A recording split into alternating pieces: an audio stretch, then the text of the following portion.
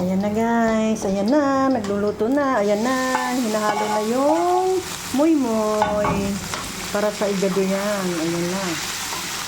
Ayan. Nakatimpla na yan, marinate na. Ayan. Ang kasunod, tatakpan muna ng 10 minuto. Ayan.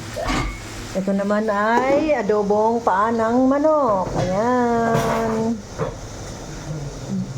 Paang manok with muy-muy adobo. Ayan. Ayan.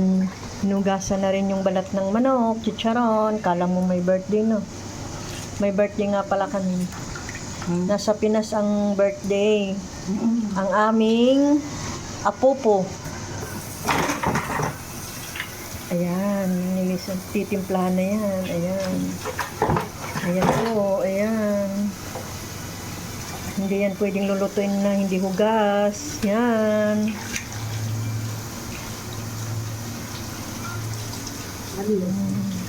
Akala mo may mga bisita kami? Wala. Kami-kami lang yan.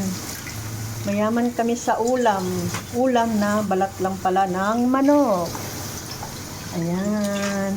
Alam nyo, sa tingin nyo ay marami yan. Marami yan. Yan, marami yan. Hindi. Pag naluto yan, kapiranggot lang yan. Ganito lang din ang kalalabasan yan pag naluluto ang chicharon ng balat pala ng manok. Hindi chicharon yan. Yan.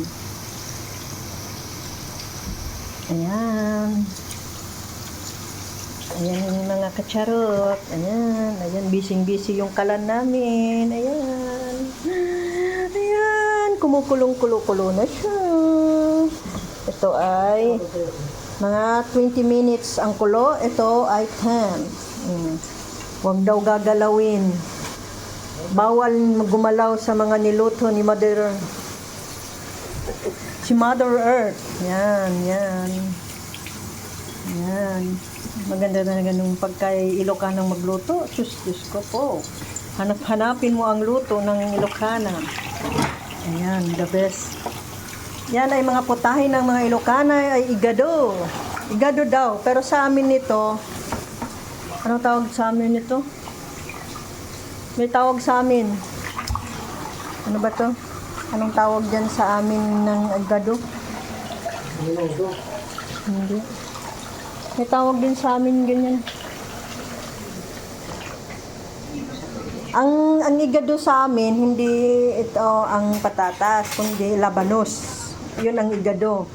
Ang halo ng igado, hindi baboy, kundi baga ng baboy or baka.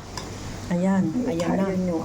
Ayan na yung adobong baboy at paa ng manok na Adidas. Ayan. Baka kami ay maubusan na ng gas kasi nagpupula na, pero hindi pa naman. Yung gas namin ay 3 buwan na yan. Hindi pa nauubos. Yung bago namin, nag-iisang buwan na yan. O, hindi pa bukas. Yan, 3 buwan na yan. Yan po, ang gas namin. Bye, mga kacharot. Mag-live tayo ulit ng panibago. Bye.